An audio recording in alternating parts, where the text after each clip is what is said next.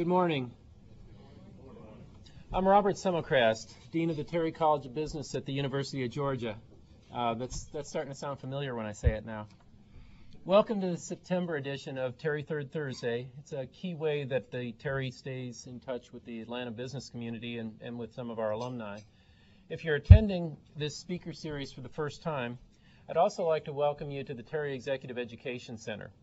This is our home base for programs and for meeting alumni in the business community here in Atlanta. We created the TEAC about 3 years ago to expand our executive education, specifically the executive MBA. And since then, we've been increasing the range of programs here. This fall, we started an evening MBA program, or another section of the evening MBA program to continue what we've been doing in Gwinnett. We've added some non-credit programming. Last night, the Certified Financial Planning course was meeting. We've got our Directors College coming up. So there's a range of programs that are going on here, and I expect that to expand over time. Before I go any further, let me acknowledge some of the sponsors here. Our premier corporate sponsor for Terry Third Thursday is Bank of North Georgia. And I think we've got several guests from North Georgia. Do we have, can I ask you to stand, please? Okay, thanks very much. Another corporate sponsor is Deloitte. Do we have anyone from Deloitte today? Okay, I didn't see anyone. I want to acknowledge two of our media sponsors as well. From the Atlanta Business Chronicle, we've got Cheryl McDonald, Shelley Lewis, and Joel Welker.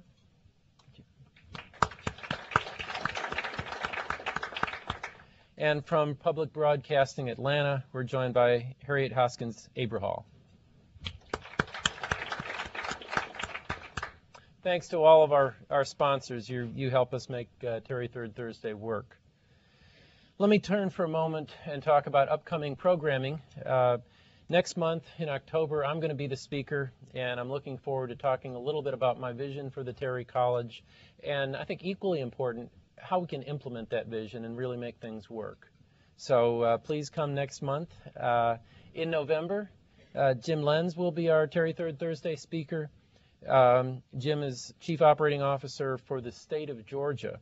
And this is a new position that Governor Perdue created to oversee the management of the various departments and agencies of the state government with the idea of bringing some of the business discipline to state government. December, we're going to take off for the holidays, and we'll be back with you about our schedule for January. We've got some alumni here, and I want to mention that homecoming is not too far away. We're going to have our tailgate, as is a tradition in the Terry College. It'll be November 3rd, and we're going to do this on Hurdy Field. So if you can come for the game against Troy, come 3 hours early, come to the tailgate. We'll have a buffet, we'll have music, and we'll have lots of fun. Please do register for the event, and you can either go to our website or talk to someone in our Alumni Relations office. We've got Jill Walton and Jennifer Allen with us today who can help you get registered. Jill and Jennifer, could you raise your hands? Okay, so I'll see one of them.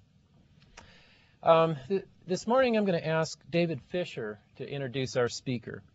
David is a Hoosier like me, and if you've seen the movie Hoosiers, you know that basketball is king in Indiana.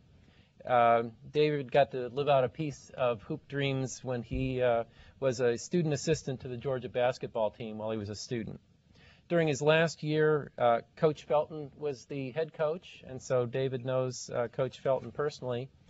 In addition to his athletic credentials, David is a 2005 graduate of the Terry College, and while he was a student, he was part of our Leonard Leadership Scholars.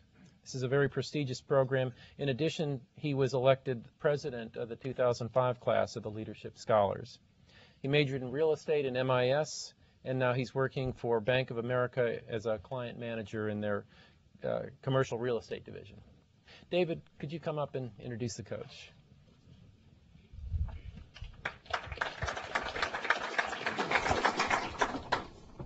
Thank you very much for the introduction. I came in, or my last year was the first year that Coach Felton came in. So I was there the two previous and had the absolute pleasure of working with Coach for the transition. As most people know here, and probably most people around the country know, that was one of the most interesting times in Georgia basketball history for what was going on. We were making headlines across the country in print and on ESPN, but unfortunately for not the best reasons. We were kind of down and needed something, and especially needed new leadership, and that is when Coach Felton stepped in. I really got to know and respect Coach Felton with our first meeting, which was the day he got announced as coach. He came down and had a session with the team, a closed-door session, that was pretty amazing. All of us, the players, managers, we all came in kind of with our heads down, our tails between our legs, really all the media sitting outside, really feeling down about everything, and just seeing what occurred then, I think, started and made everything really move forward. Coach came in and really just would not allow us to hold our heads anymore. He came to us and said, what is past is past, it has happened, and we are turning over a new leaf and going forward. And you could see right away the thing that's changed right there was the leadership. Leadership for him, for the team, leadership in him with the coaches. I guess more importantly, the leadership that he wanted to instill in all of us, not just the team captains, not just the Rashad Wrights, the Damian Wilkins, the premier players, but all the way down to the managers, people that most don't even see and don't even recognize are part of the overall Bulldog team going there together. A lot of people looked at us as taking a chance on Coach Felton, but to me, at least personally, I think he took almost a bigger chance on us. He was coming from Western Kentucky, a team that I think multiple 20-win seasons they just came off of. They had multiple conference championships. They actually even, I believe, had multiple NCAA berths, and most impressively had a brand new stadium that Coach Felton was pretty instrumental in getting. And he left all of that to come take a chance on us and to look at us and to turn around a program that was probably about as low as it's been in the history of Georgia basketball, which for that I am very thankful, and I think most of the Bulldog Nation is extremely thankful for that. The biggest thing that I really saw with Coach is that I think something that a lot of people in this room would really agree that Terry College is pushing is leadership. And mainly, he wanted to instill that leadership in players in every single piece of their life. A lot of it was classroom. A lot of it was with their family, with their friends. It was just relationships showing that, you can be a leader. And it took a while, but people started to understand that, and people started to realize that. And I think anybody who spent any amount of time around our team that year, from the beginning to the very end, saw that a transformation happened to everybody. All the way from the best player to the last person on the bench, the managers, assistant coaches, weight crew, nutritionists, everybody, something different happened and has been happening ever since then. If you really want to see visible hard proof of his leadership, there's a $30 million building attached to Stegman Coliseum that is pretty impressive and shows that he knew what he wanted. He saw something the university needed, and through his leadership, he helped bring it to fruition. And now it's here, and it's going to stay. I would definitely implore every single person in this room, if you go up to a basketball game early on or even a football game before basketball starts, to look and check out that practice facility, because it is top-notch. It's one of the best, if not the best, new ones in the country. And I think it's really going to start to set us apart from other schools, and especially in the SEC. I guess lastly, I know I have a timeline, a 2-minute timeline that I said I would try to keep to.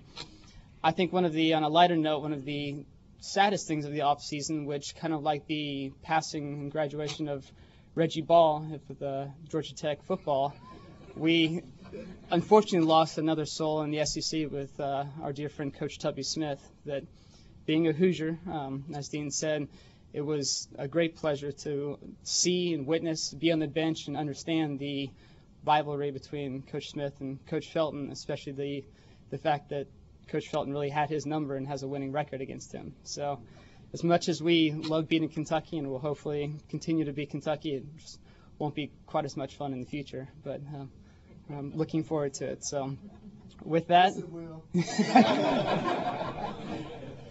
with that, I'm proud to introduce a friend and a mentor to me, Coach Dennis Felton.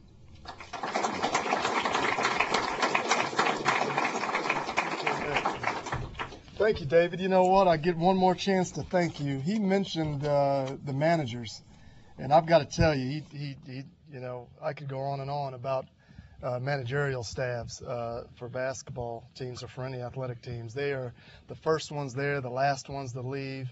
They work harder than anybody else, and they get less recognition and less compensation than anybody. But I do think they gain a rich experience from it, and you can see the kind of young man that David is, and he's going to be highly successful, and hopefully his experience as a manager with the basketball program before and after the coaching change has got something to do with that. Thank you, David.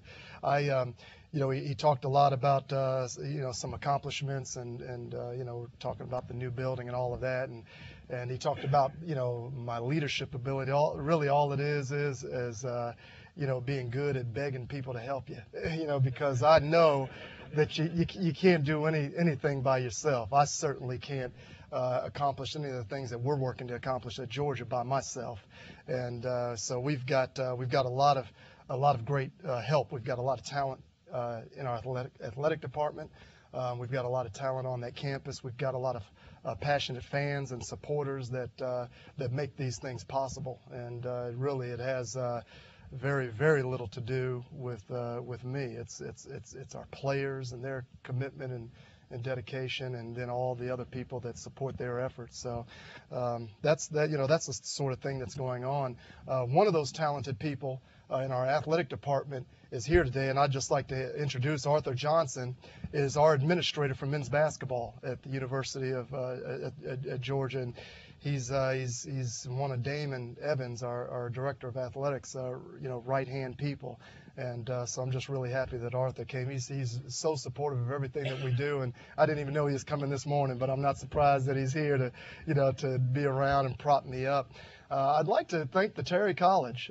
Thank you very, very much. And Dean Summercrest, I'd like to welcome you to Athens and to the University of Georgia. And we love to brag about the Terry College in the recruiting process. And, you know, I'd probably find a new way to say it, you know, every time in terms of when we're talking to recruits and they mention business. And a lot of them do mention business. You know, not all of them ever, you know, end up ultimately getting involved with the business curriculum. But it's easy to brag about the Terry College. And so I know you understand you're taking over a program that is just great. But we all look forward to the things that you're going to do with it to continue making it better. Most importantly, we have a couple of really important people here this morning. We have a couple of Georgia basketball lettermen. And I'd like to John, could you stand up? Bill, could you stand up? We have a couple of former Georgia basketball players, and I'd like you guys to give them a hand.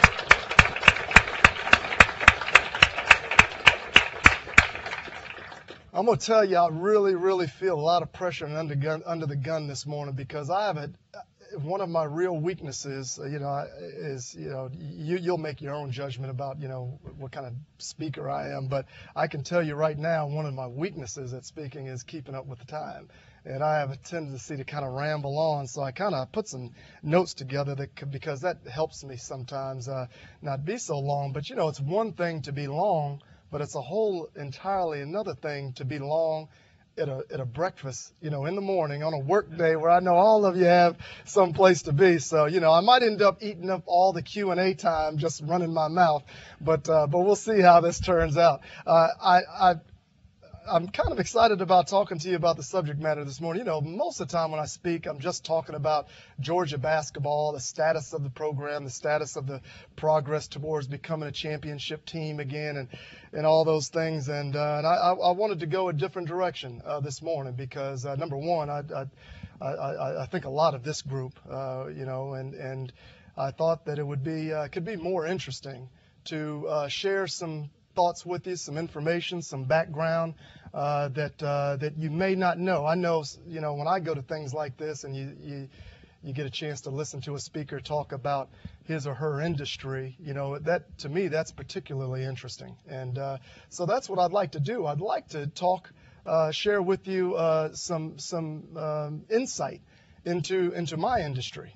And before I get started, when I kind of, I threw some notes together, and when I went through them again, I felt the need to kind of tell you, to start out, that I'm not complaining about anything, because I looked at this and said, boy, it sounds like, this might come across as that, I'm complaining about the way things are, and I'm not. I'm just sharing with you some changes that have really occurred in my industry, especially in the last 10 years, coaching and recruiting has always been a big challenge. There's nothing easy about it, but the challenge has changed pretty dramatically in the last several years. And I wanted to just share with you what I mean by that. And first of all, we've all heard the statement, money is the root to all evil. And, that's not necessarily true all the time, but it is true a lot of the time. And it's true in terms of how some of these new challenges have developed in college basketball. But what you may not know is that the NBA, the National Basketball Association, has, whether they wanted to or not, I believe they've been a creator of a lot of the new challenges that we face in the world of American basketball, not just college basketball. Let me give you a little history to tell you what I mean by that. At some point, most of us grew up in a time where, most of us have been some kind of sports fans. We've loved teams, whether they're college teams. Obviously, we've got a whole bunch of Georgia fans in here, but you have pro teams and the different pro sports that you love and that sort of thing. And some of us are more fanatical about it than others. But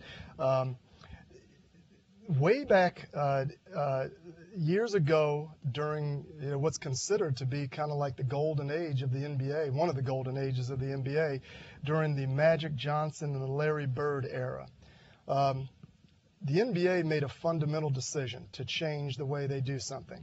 They decided to start marketing players versus teams.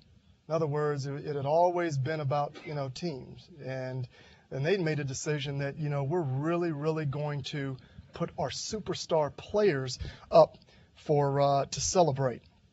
And what happened, what has evolved from that is basically the NBA started to institutionalize the celebration of individuality over team and over teamwork and over team success. About the same time this was happening, a little network called ESPN opened its doors for business. And as ESPN grew, they, what became the anchor and still remains the anchor of this, this new television network that has prospered into the giant that we're all aware of now with all of its different networks within the network, is the Sports Center show. Every night you had to watch Sports Center to see what happened, that day in sports. And what drives Sports Center are their highlights. So all of a sudden, you not only watch the games and the complete games, but now you can watch these little 30-second capsules of the games that you may have seen, or a lot of times you didn't see. And what do they show in the highlights? Well, I guess they consider them highlights. They show the individual plays. In basketball, it's 80% dunks. Has very little to do with, beautiful teamwork and chemistry and that sort of thing. And ESPN has taken it to a level so far that how many of you caught on to this series that ESPN did this summer called Who's Now? Who's Now? How many of you raise your hands? You remember that? I thought that was the most bizarre thing. Who's Now, for those of you that didn't see it, was about voting and to decide who is the hottest athlete on the planet. And they did it based on everything from the number of endorsements that athlete enjoys, getting paid to do, to the number of sexual conquests that athlete has had over other superstars across the landscape. And that's what the series was about. So who's the hottest athlete? It had much less to do with winning championships and being an accomplished teammate to help your team prosper than it had to do with all these other things that are all about individuality. Well, thus the me generation was born. And I got to tell you, it wasn't only born, it was cultivated, it was accepted, and even rewarded. And this me generation, I believe, has been very bad for sports, but also just very, very, very bad. It's been terrible for young kids growing up in sports. The latest harmful decision that the NBA has made is that it's decided to eat its young. What do I mean by that? It's decided to rush 18, 19, 20-year-olds into its league.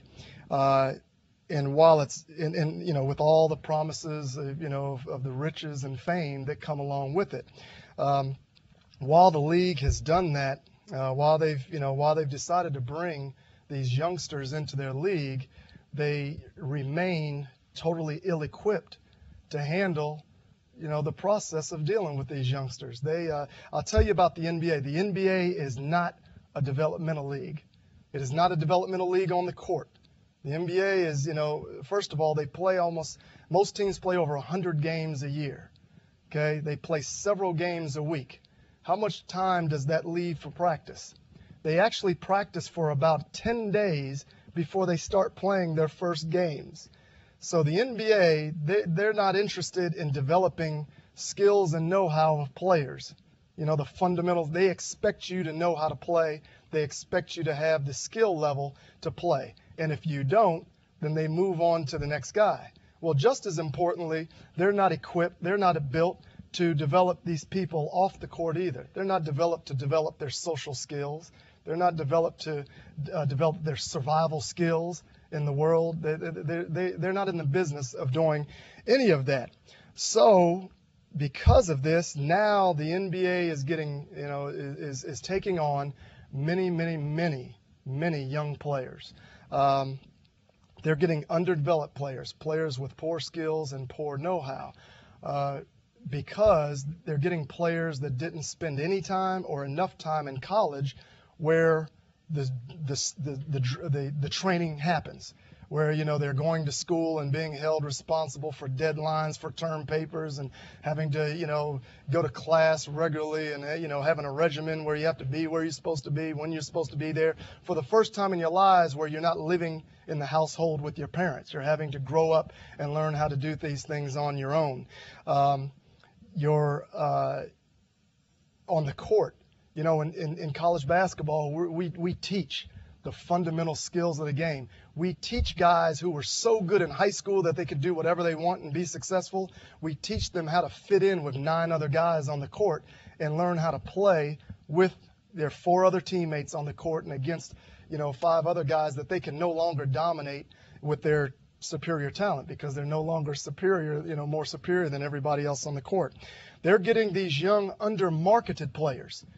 It used to be the NBA draft was a big deal, because you wanted to see, who was going to get Grant Hill, who was going to get Tim Duncan, these guys that you've watched grow up into superstars the last 4 years. Now on draft day, they announce the draft and it's like, who? Who is that? Where's that guy from? Because he might be a freshman from some high school in Ohio. What would be a college freshman? I'm sorry, a senior from some high school in Ohio or New York or San Francisco. You don't know these people because you haven't had a chance. And what has happened is that's done 2 things. First of all, it really hurts the NBA, because they're getting players that they're starting out that's the casual fans they've never heard of. But also what happens is young guys, they pay attention too. And at first it was like, well, I don't really know him, but if he's that unknown and he's getting drafted in the first round, doesn't take much to get to the NBA. I've never even heard of that guy. But now it's gotten to the point where, high school players, they know about each other because of the internet and the scouting reports and everything. And now, high school kids know them, and they say, man, I just killed that guy last summer in AAU. If he's going to the NBA, I know I can go to the NBA. And everybody's had their moment where, them killing that guy might be the fact that they just drove by him one time and scored a layup. So, man, I remember taking that guy, crossing him over and taking him, to the rim, one possession. And all of a sudden, everybody can play in the NBA. They're getting immature kids that are nowhere near ready to deal with the trappings of an adult. And not normal trappings. We're talking about, fantasy land trappings, where all of a sudden you've got $1 million in your pocket, not knowing what to do with it. All of a sudden you've got everybody coming after that $1 million in your pocket, some through legitimate channels, some not so legitimate. You've got 18-year-olds that, play a basketball game and, is on a team with men. Anyway, most of them are more like, 24 to 35 years old. You've got 18-year-olds that can't even go into the same establishments with these men that are their teammates after the game. So what do? Everybody wonders, why the posse has become so popular. Everybody knows about the posses, kids, these young professional athletes, they don't travel by themselves. They always have their posse behind them. Well, the whole reason it started is because you have these kids that are lonely. They're away from their home. They're away from their families. They're thrust into an adult world. Their teammates, they can't really relate to their teammates because there's that generation gap. So what do? They call their friends from back home and say, you know what, I can afford it. Come live with me. I'd get a bigger house. I'll put you all up and just so I have somebody to play PlayStation with in the hotel after the games. So that's where the whole phenomenon of posse started. It's because these guys needed somebody that they could relate to in an adult world that they weren't ready for. And then lastly, the NBA has inherited, because they've inherited immature, kids that aren't ready for this world, they've inherited work ethic problems, guys that, didn't go through the college process where they had a college coach kicking their butt and making them do what they had to do and making them work hard. They're inheriting discipline problems, and which lead to behavioral problems. And, I don't need, it's so well documented, sadly enough, every day you see another, college or professional athlete get in trouble. And now the trouble is getting more and more serious. It's not the ticky-tack stuff anymore. I just saw where the starting point guard at Pittsburgh, University of Pittsburgh, got arrested over the weekend for assaulting a police officer and trying to take his gun from him. And that's just, every time I look at ESPN.com and, of the headlines, if there's 10 headlines, 7 of them are that kind of story.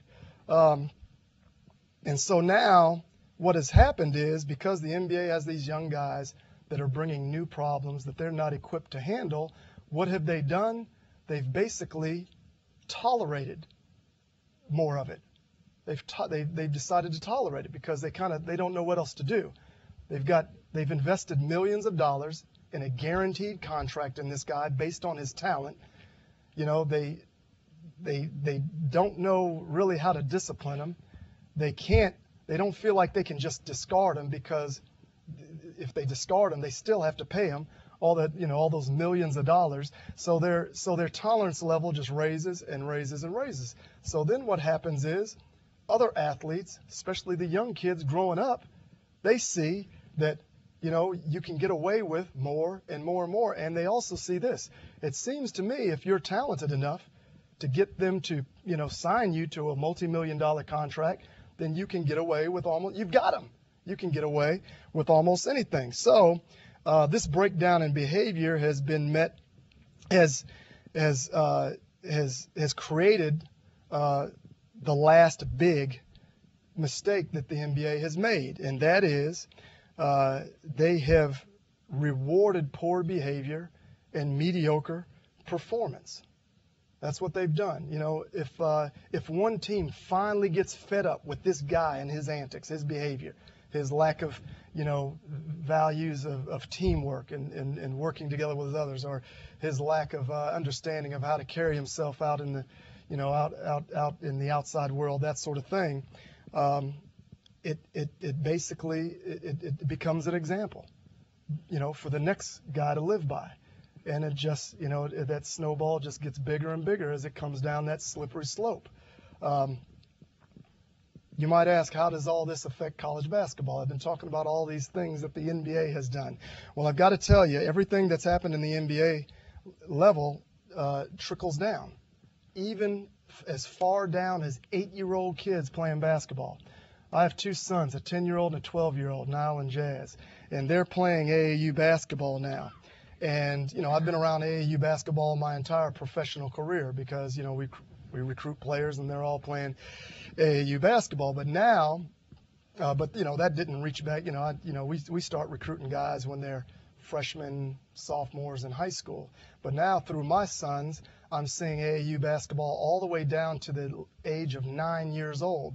So my son Nile started as a 9-year-old. Jazz started as a 10-year-old.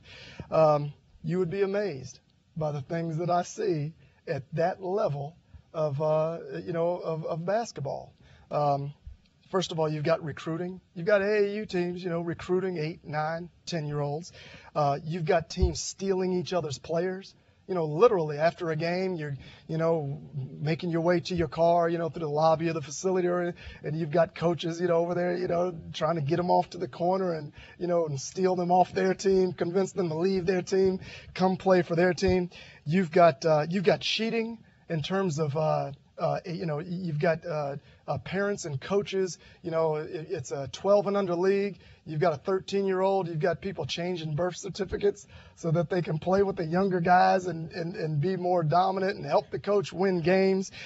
You've got parents literally screaming across the floor from the bleachers, cursing coaches out for taking their kid out the game and all that sort of thing, and parents getting into fights in the stands talking about whose kid is better. These are parents on the same team now, fighting about, whose kid is better, and that sort of thing. It's a bizarre world. But what happens is, as these players get older and they start to show more promise, then the adults really get going. And the adults, it's all the adults. It's us. It's not the kids. They start scheming and plotting and fighting for the control of these kids as they start to get older and as they start to really identify and distinguish themselves on who's the most talented and who's the best players.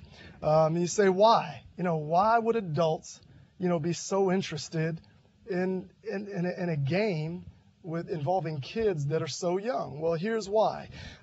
These AAU teams, number one, the AAU teams that have the best players and the AAU teams that have the most best players, shoe companies pay them.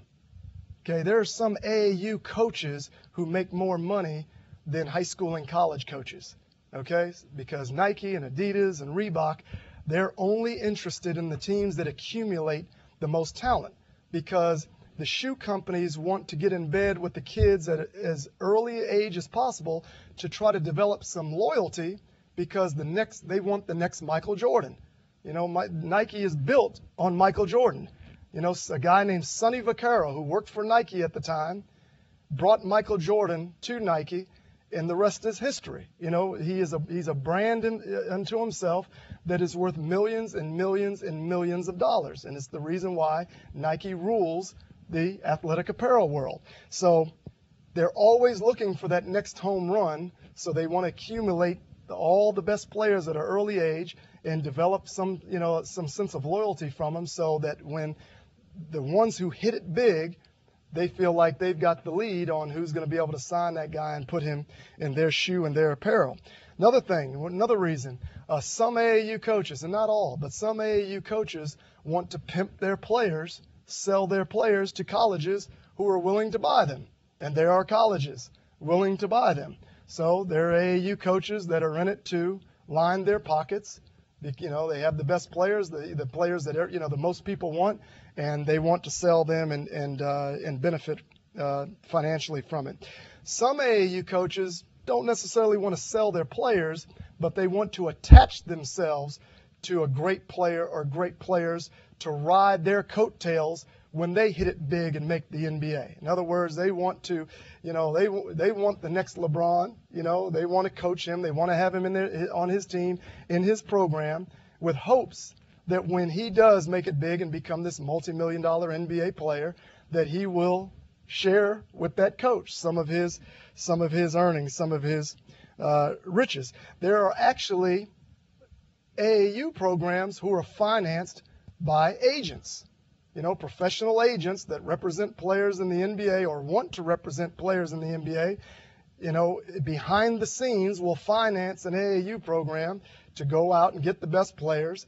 I'm associated with the program, so I will be, rubbing shoulders with these kids from the age of 12, 13, 14 with, again, the idea of when this kid makes it big and is ready to sign a multi-million-dollar contract as a professional, I'll be his agent. He'll turn to me to be his agent. So those are a few of the reasons why adults are so interested in kids who are playing the game of basketball.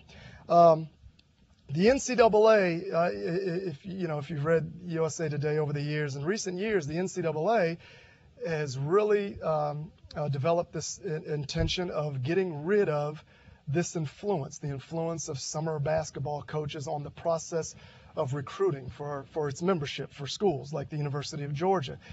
The bizarre twist to that is this. The NCAA actually empowered all of those characters.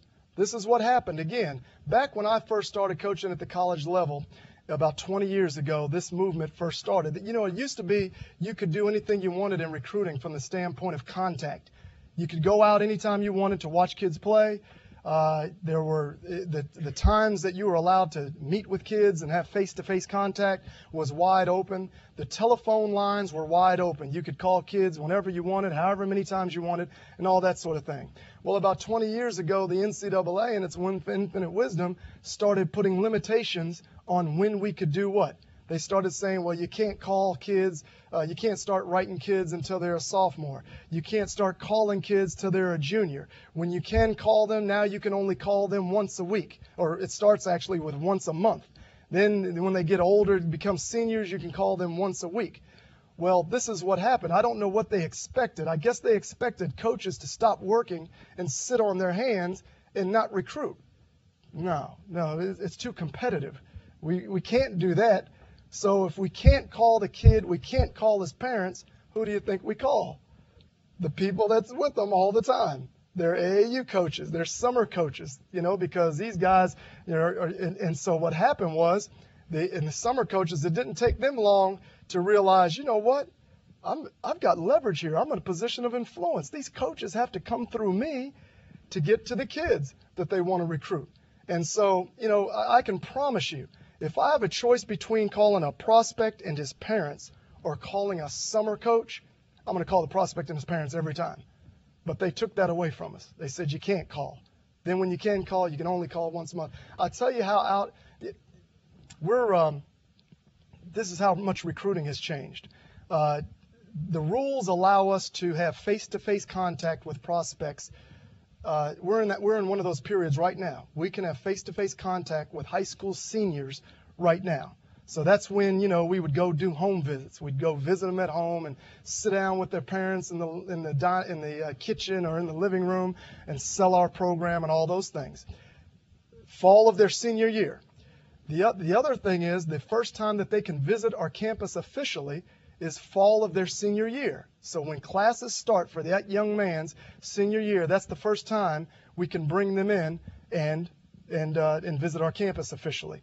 Well, I don't know if you've paid much attention, but just about practically all recruiting is done before we get to their senior year. We're finished with our 08 class already. The class that graduates in 08, we're already done with that class. We're working on the class of 09 and 010 and 011. So practically every guy that visits our campus officially, they've already committed to us. We don't have anybody visit hardly ever now that we're still recruiting. Home visits, I used to do 15 to 20 home visits during the contact period. How many home visits am I doing this fall? 0. Because I've already finished my recruiting for the senior class, for the class of 08. So what does that tell you? That tells you that we're recruiting way out in advance. We're getting it done way out in advance. Well, how are we getting it done? We got to communicate somehow. Summer coaches. And if we don't, then we'll get left behind. If I were to start recruiting guys the typical old-fashioned NCAA way now, about 80% of the 08 class is already committed. It's done. There's no players left. So that's what the NCAA did to empower these very people who they're trying to get out of the system now. Well, somehow we've got to manage through all of this. We've got to manage through all these little obstacles, and we've got to sign players that are good enough to help us succeed. And just when you think, we're through the toughest part, no. Now we have to coach these guys. Let me tell you some of the obstacles in coaching guys now that weren't quite as severe 10 years ago. Number one, we've really got to fight through selfishness. Whenever you're team building, all of us have some selfishness. That's human nature. So whenever you're team building, it's always a fight to get people to put their ego aside and their personal agenda and goals aside enough to be able to function together selflessly as a team. Well, the pressures are absolutely extreme now. We've all had our pressures of wanting to succeed at what we want to do within the context of the team. But now there's outside pressures that make it far more difficult. There are agents, telling them that they should be pros any minute now. There are family members who, want to cash in on, I want my cousin to make it to the NBA so I can get my piece of the pie.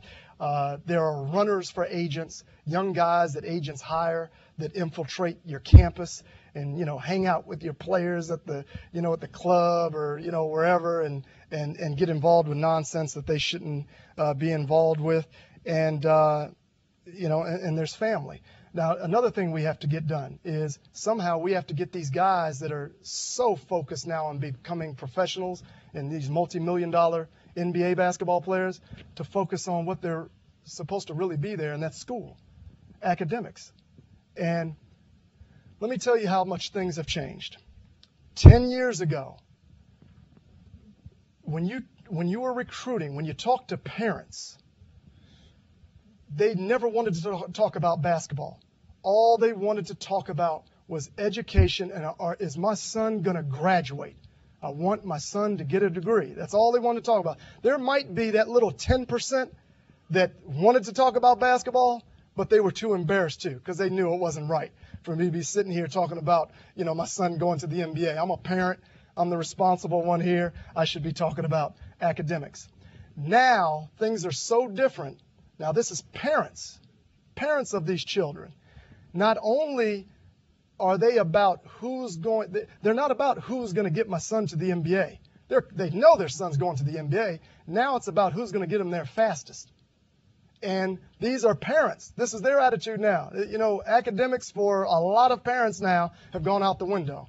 They've been blinded by the potential riches that they see, professional basketball players making. So if their parents have that attitude, what do the kids, how are the kids thinking? But somehow, some way, we've got to get these kids to understand the value of the classes they're attending every day, of the degree that they are there to earn. And then discipline, just discipline, basically just getting guys to do the right thing, do what they're supposed to do, when they're supposed to do it, and that sort of thing. And we're trying to discipline guys who have been catered to most of their lives now. The adults that they've spent most of their time around are so afraid to make them mad because then I'll lose my meal ticket that they won't discipline them. Whether it's their coach, whether even parents are afraid to discipline their own kids because they don't want to alienate them because, 3 years from now, he's going to be a millionaire. 5, 6 years from now, he's going to be a millionaire. I don't want to be mad at me. And all of a sudden, we've got to discipline this guy who's spent his last 5, 6 years around adults who won't and are afraid to discipline him because they don't want to make them mad and take the chance of losing out on their piece of the pie. We've got to accomplish all these things in the face of, again, NCAA rules that many, many times handcuff us. What do I mean by that? we're held more responsible than ever for the behavior of our players all the time. And, part of this equation, too, is they're scrutinized like never before. I mean, every little thing that happens is known across the planet now with all the news agencies, sports news agencies, and the internet, and everybody's access to information, all that sort of thing. But we're held more accountable than we've ever been for all the actions of our players. Yet at the same time, we have less access to them than we've ever had. During the summer, we cannot spend any time with our players on the court. None. During the off season, we can only spend 2 hours a week with our players. Okay? And then during the season, we can only spend 20 hours per week with our players. We have rules telling us how many times we can have a player over to our house, just to have dinner with us and our family. We have rules telling us how many times, and it's a very limited number of times, how many times we can, grab one of our players and go to McDonald's, and just sit down, and have lunch and just break bread together and talk and that sort of thing. We have all kinds of rules limiting the kind of interaction and the quality of interaction we can have with our players. There's another thing. There's a new phenomenon called the APR. The APR is an instrument that the NCAA has devised that they want it to help improve the graduation rates of athletes. And basically, it's a way of measuring the success of your program, working your athletes towards graduation. That's not really a bad thing, but there is one bad part to it. Part of the equation is, are they eligible and moving forward each semester academically? It's good. That's good stuff. That's good stuff. It's kind of making everybody do the right thing in terms of, working their players, athletes, seeing that their athletes are not just taking any old classes, but working towards a degree. The bad part of the equation is this. Part of it is based on retention. So in other words, whenever you have a player fall into academic, vulnerability, flunk off the team, that sort of thing, you lose points. That's a good thing. But you also lose points on this same grading scale if a player leaves. So if a player does leave to go to the NBA, first round draft pick, that sort of thing, you lose points. If a player transfers, you lose points. And the problem with that is this, and the players, they figure things out. And what happens is if you lose enough points, you fall below a cut line, then you start losing scholarships and all that sort of thing, along with the embarrassment that it goes with, facing the media of falling below that cut point. By the way, almost 50% of NCAA Division I schools in basketball are going to fall below that cut point next year. So the presidents they don't know what to do now. It's because they know it's going to be a very embarrassing situation a year from now, because half its membership is going to fall below this cut line. But most folks are having problems with the APR cut line, not because of their lack of success with their players academically. Most folks are falling below that cut line because of the retention piece. So now this is what you got. You might have a player that, he just can't do right. He has behavioral issues. He does the wrong thing off the court. He gets in trouble. He's doing things to destroy the culture of your program. And, normally, what do? Hit the door. You got to go. Now that decision isn't so simple, because now if we get rid of a player that we need to get rid of, it's good for everybody involved. We've got to worry about the points that we're going to lose that's going to affect our ability to stay above that APR cut line. So now, and the players know this. The players, they figure it out. They start to figure it out that, let's see, he can get rid of me if he wants, but, he's got that APR to deal with. And, it's so well publicized. Every year it's talked about and explained in the paper and all that sort of thing. So I talked about those other adults that are afraid to discipline, these children.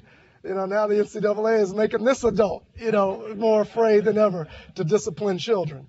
But that's been the result. So as you can see, and then I haven't even gotten to the fact that, how much more difficult it is to maintain a consistent high level, because at our level, if you win big, it's because you have some players that can play in the NBA.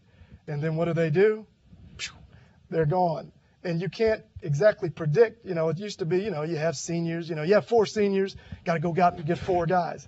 Now it might be a freshman that is phenomenal, and he's going out the door, so you can kind of plan on that. But then you have these 2 sophomores who aren't nearly ready for the NBA, but you have agents telling them that they are and guaranteeing them that they're going to be a first-round pick. So all of a sudden you might be bracing for this freshman that is great, and he's probably thinking about going to the NBA, but all of a sudden you get these 2 sophomores walking in your office and say, Coach, I want to test the waters. The NCAA has allowed that to happen too.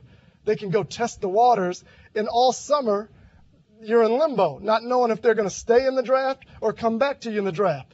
So what do? You go out and sign a guy to replace him, and then he wants to come back, and you say, oh, I'm sorry, I replaced you. I didn't know you were coming back. No, you probably wait, let him do all that he wants to do to test the waters, and then maybe finds out this was a bad idea, or a lot of them, don't figure it out because they've constantly got agents in the ear telling them, you're going to get drafted, and they leave. And all of a sudden, you might have thought you were losing a senior, maybe this freshman that's an incredible player, but now all of a sudden, instead of losing the 2 players that you were counting on, you're losing 4 players because these sophomores made really, really poor mistakes, again, influenced by greedy adults that were, telling them the wrong things, lying to them. So, the idea of sustaining a high level of excellence it's not what it used to be either because of all of these variables. And again, not complaining. I love my job and I love the challenge, but I just wanted to share with you guys what has made the challenge a little different, and share with you guys probably some things that you might not have known before that goes on, and specifically in college basketball. I mean, I'm sure all sports, all coaches could come in here and tell you different issues, and some of the issues are the same, but those are some issues that are certainly there are things that are going on in basketball right now that makes the challenge different. And I'm happy to say, at Georgia, we're meeting that challenge, and we're growing a great basketball program for you. And this year, we are really, really excited. We've managed, since I've been here at Georgia, I'm proud to say we've managed to overachieve every year. What I mean by that is we've managed to be a little better than anybody expected us to be or, projected us to be before the year started, and we've managed to get better each year. With last year, Stegman Coliseum is jumping again. I mean, it's really getting good. And, we won 19 games last year. We were the 5th best team in the 12-team SEC, which is the best basketball conference in the country now. We went back to the postseason and won before going to Air Force and losing there. And this year we will get better again. And this year we have an excellent chance to be an NCAA tournament team. And we have 5 freshmen coming in that are going to make a big impact. Recruiting is just getting better and better. We're getting, as we get further removed from some of the troubles that David, alluded to, it's getting easier for us as we progress. It's getting easier for us. So now we're to the point where we're able to be as choosy, in as particular as we want to be in recruiting, in terms of we can recruit really, really good players, but also the right fit, the right character, the integrity, the kind of kids that we're looking for. I talked about, a lot of these problems. There's still good kids out there that are really good players and don't bring a lot of this baggage that I've talked about.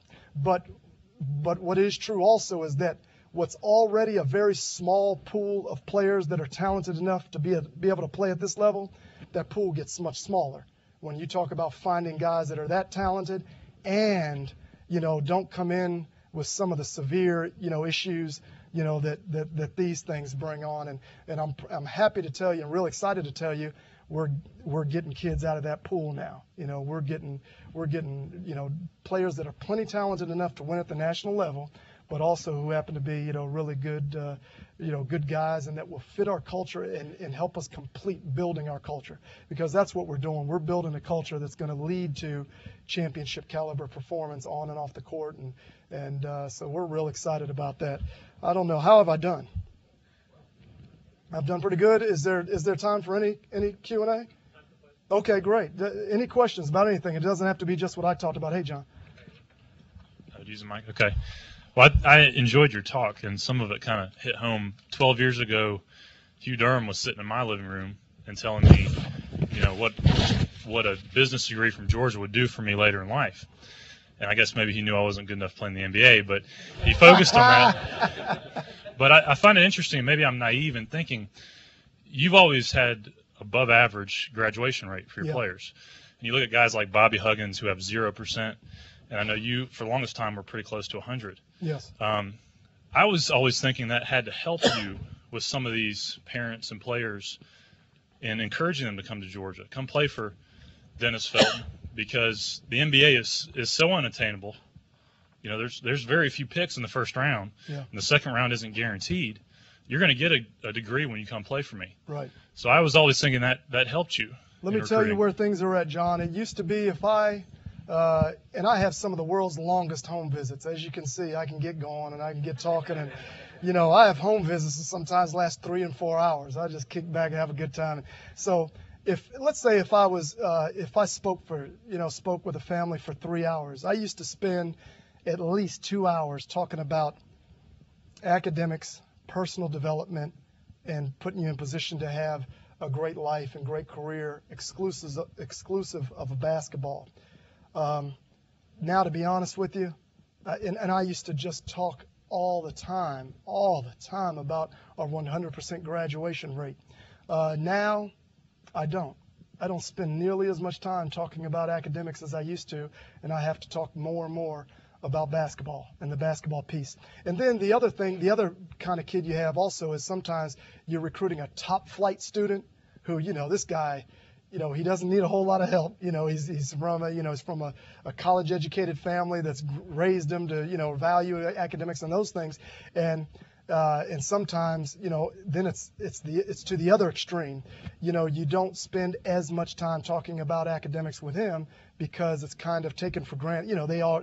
They're more, they're ahead of you in that area. But we will talk about the fact that, like Georgia will challenge him to a level that not many people can challenge him to, and the power of Georgia will carry him into a great career, and those things. But I'm sad to admit I don't spend nearly as much time talking about the academic side of things as I used to. Now, I still talk about it. I still make a huge deal about our great success at graduating players. I still make a huge deal over the passion that I have, of the academic side, because when they get there, I want them to know who I am and how it's going to be and all that sort of thing.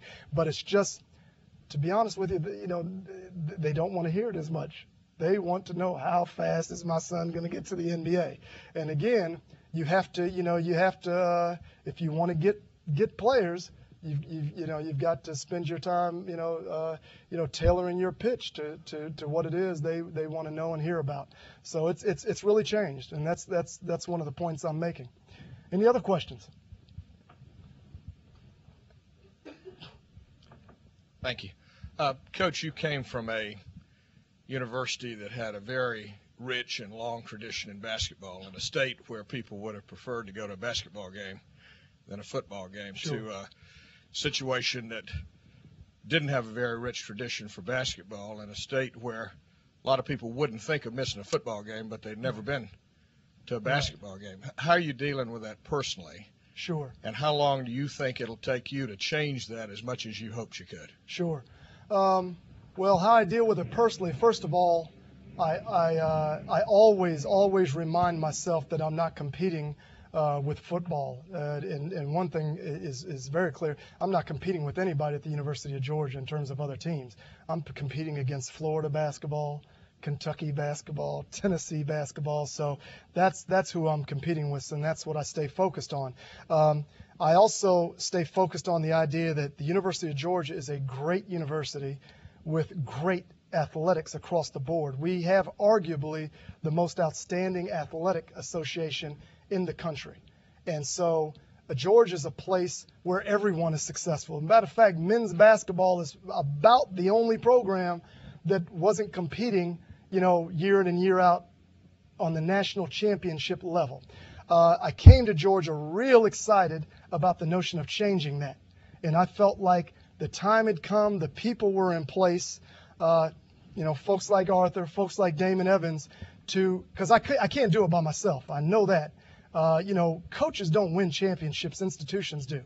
You've got to have commitment from the top and throughout. And I believe that commitment's there. So I'm really confident and really excited that we can be great in basketball. And that process is well underway. How long will it, when we win, Georgia Bulldogs love the Bulldogs. I mean, that's how we all are, regardless of the game.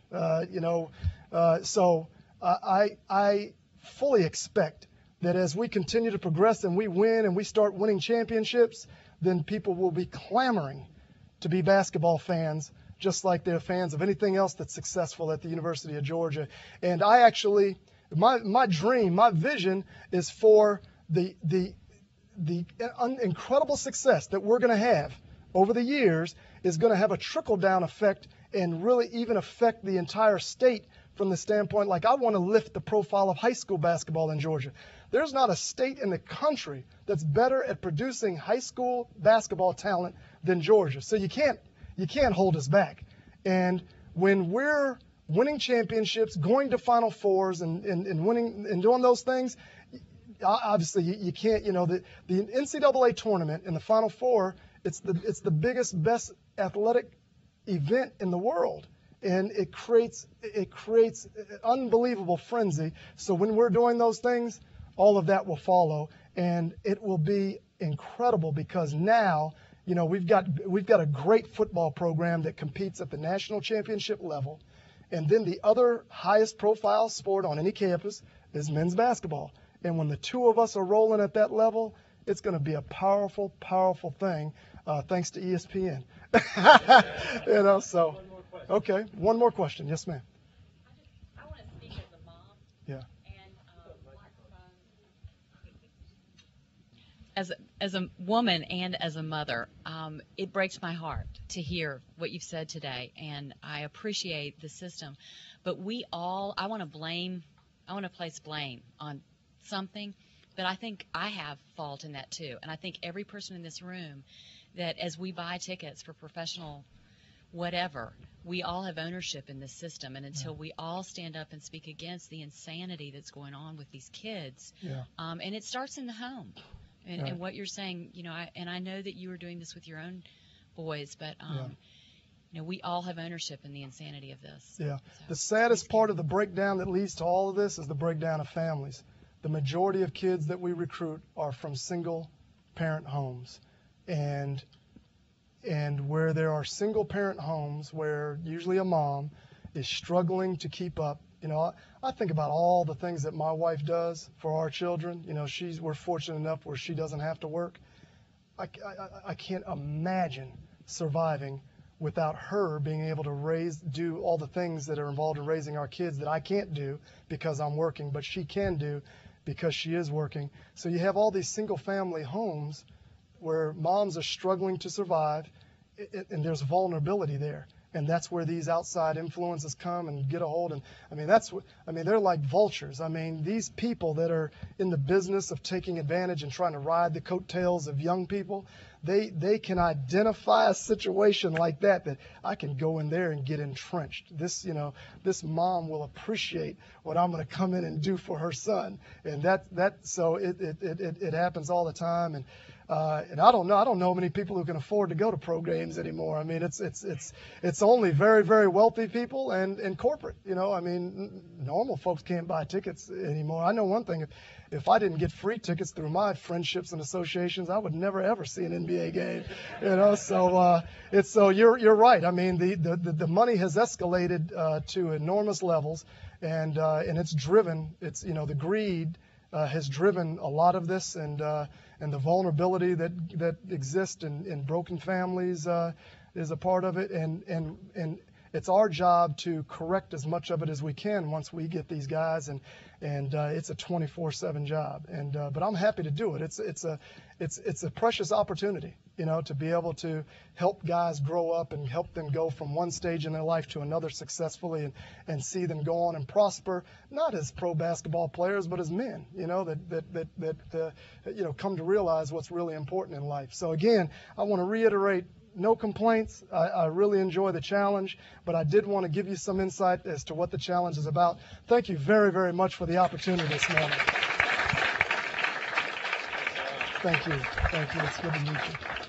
Coach Felton, on behalf of the Terry College of Business and its faculty, staff, and students, I want to present you with this glass sculpture from a local artist, Paul Benzunas, and thank you for your insights into men's basketball and the world of sports today. Thank you very much, Dean. I appreciate that. Thank you. Remember, if you brought your parking ticket with you, we can validate that for you. If you don't have it with you, just as you're leaving the parking deck, just tell them you were here at Terry Third Thursday. Hope to see you again next month. We're adjourned. Thanks very much.